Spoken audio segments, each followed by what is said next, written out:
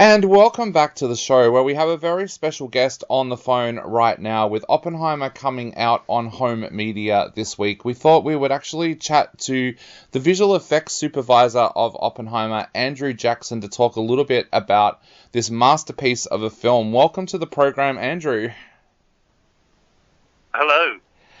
Thank you for having us. No worries. Now, Andrew, we have a lot of actors, we have a lot of directors and a lot of screenwriters who come on this show, but we don't very, very rarely get to chat to the visual effects supervisor. So I was wondering for our listeners out there, if you could tell us a little bit about what a visual effects supervisor does on a film.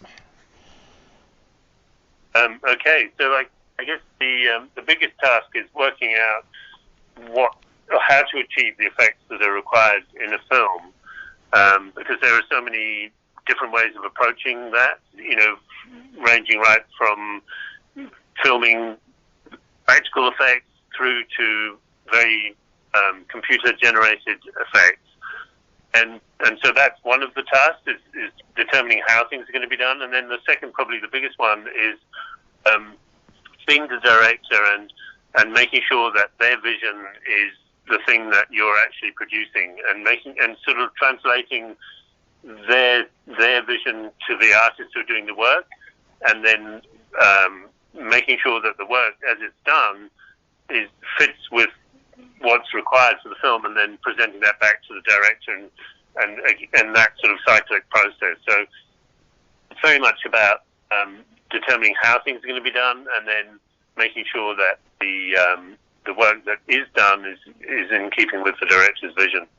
Definitely. So when you first sat down and read the script for Oppenheimer and then met with Christopher Nolan, what kind of things were you starting to think about for Oppenheimer during that time?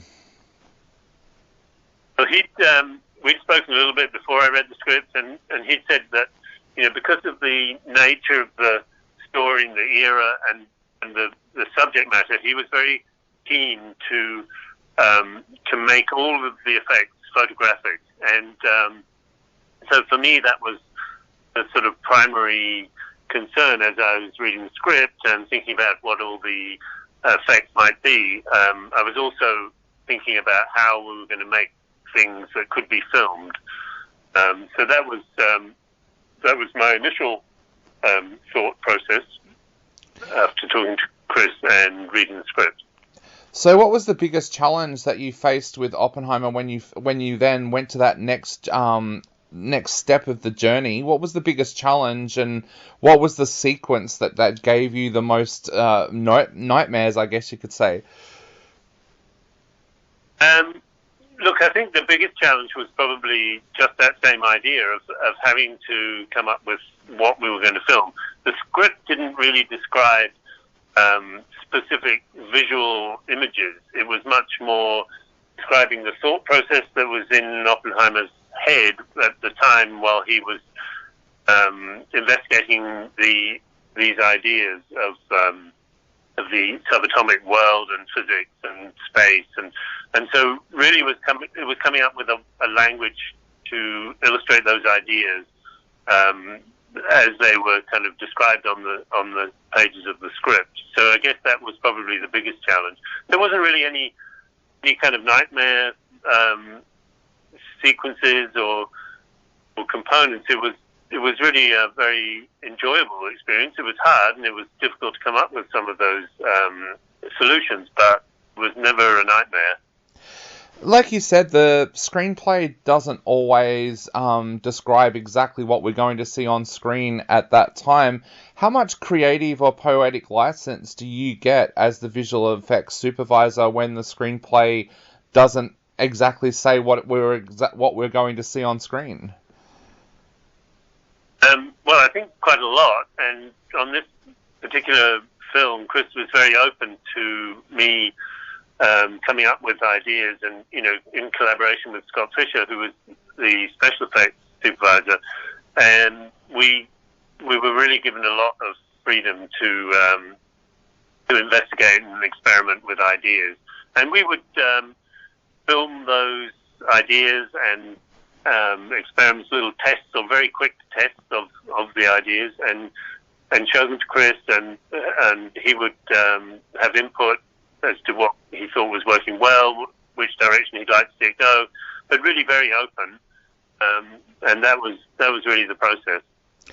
You've worked with Chris on a number of occasions, and of course you won your Oscar working with him on Tenet. What is it that you enjoy working about? What is it about working with Chris that you enjoy, and what is he like to work with? I guess the thing that I really enjoy is that I'm in a visual effects role, which is the computer-generated, generally considered the computer-generated side of the effects industry. But I come from a practical effects background, and my approach to visual effects is always my first question is, what can we film, and how can we make this more real?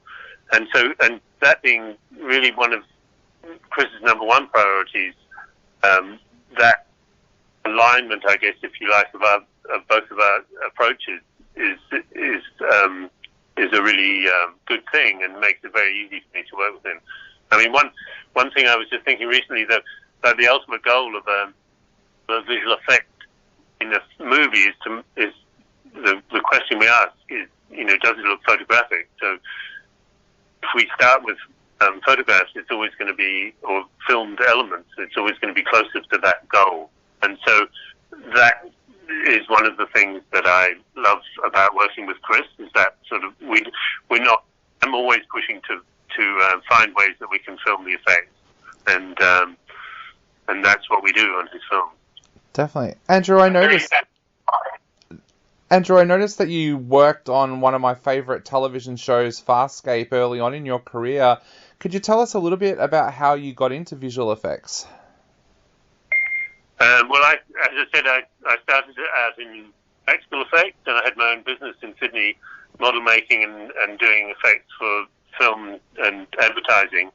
And I moved. It was like a sideways jump, really, into visual effects from the practical effects. Really the same job, just different tools. Awesome. So I know we are running out of time very, very quickly, so just one quick question before I go. The home release of Oppenheimer has about 3 hours of behind-the-scenes footage, and of course explores a lot of your work as well. How do you feel about your work being out there in such a great way for people at home to learn about your art and how you've worked on this film? And it's great. I'm very happy. I've had a look at the material, and I don't think I said anything embarrassing, which is always good. I'm very happy for it to be out there. Awesome. Well, Andrew, thank you so much for taking the time to chat to us today. We are right out of time, but you've been so grateful for being able to work with us like this today, so thank you so much. You're welcome. Thank you.